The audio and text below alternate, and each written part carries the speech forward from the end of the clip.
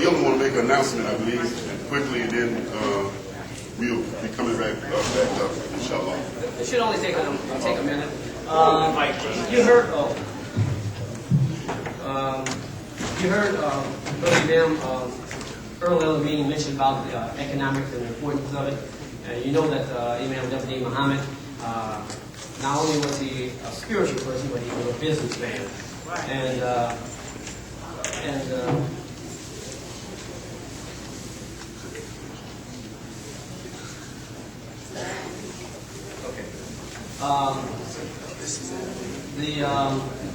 and then you heard from Imam Muhammad, your grocery, right? Is that what it was? Your grocery? And then we understood, he said he felt it was his because it's called your grocery, it was his, right? Yeah. Well, we're going to announce it at the convention, but coming soon. Now, I got Wallace is here, so he's the best one to give you the explanation. I can probably do a little bit better job at explaining that. Since this is the Mosquez project and Mosquez sponsored fundraisers, that's what we don't, we forget sometimes.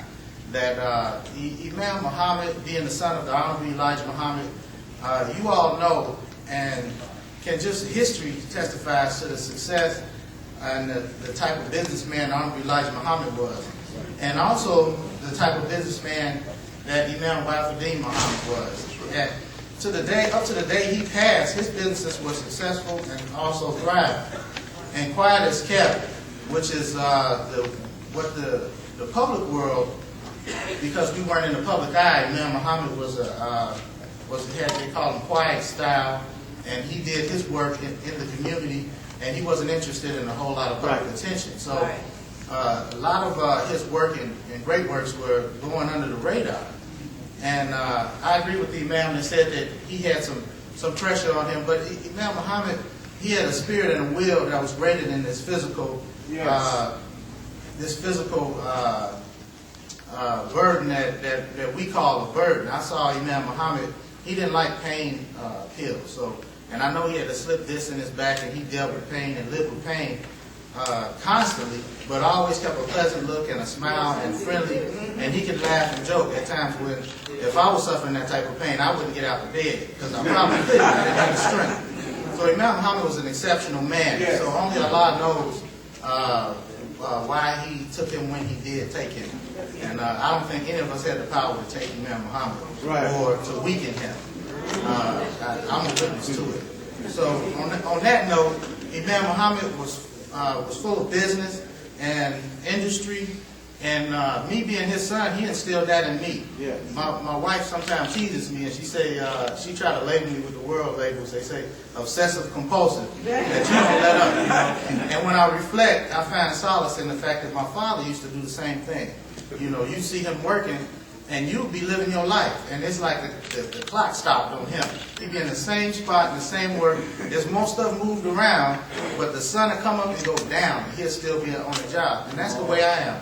I don't look at how much I got or what I think I got to put into it. I look at what's needed, and I take care of business. What a lot of people also don't know about me is that I've been the manager and not an owner, and for some time, of WDM Publications.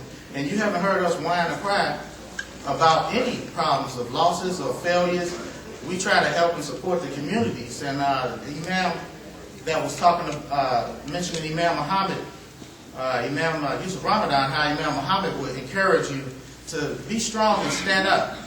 That weakness is crying and all of that stuff. My father, he didn't, when we cried and fell and hurt ourselves, he might dust us off, but he didn't pick us up and tell us to cry and pass. All of that kind of stuff, it ain't in us. So when we have trouble, we just deal with it. I don't have those weaknesses. I just keep going, and I follow what I feel Allah has given me as the direction. If one direction is too difficult for me, I take the easier way. Water, the Spirit. I follow the Spirit. That water is so powerful, it cut through the hardest surface on earth. It cut through granite. It formed the Grand Canyon. So I follow the Spirit. I don't keep going the course that's difficult. I take the one that Allah shows me. So WDM Publications has thrived for well over 15 years, and we have also I have people on consignment, Muslim believers that trust, and I don't like to blanket and point the finger out, because we have many influences and many interests. But majority of the people that started out with me as my best help are still with me, and the ones that only Allah knows what's in their heart, that boycotted Imam Muhammad, they were also boycotting WDM publications. Right. But I never asked anybody twice. You know, if I really didn't offer it, I just made it available for if anyone that is interested in WDM publications, Imam Muhammad's the sales of WDM publications, that half of the profit would go to them on consignment. So I have brothers been employed, and I've taken good care of my family, which has grown to 5, my wife and 5 children now. So there's 6 of us that benefit. I have a daughter that's just graduated from college. Champaign-Urbana, and I have my 2 young children. They're doing well. They never heard us. I never bounced a check. I don't think I've ever paid a bill late, unless it was by mistake. And the only debt I have now is a mortgage, because Allah blessed me, and I know Allah, it's only the help of Allah.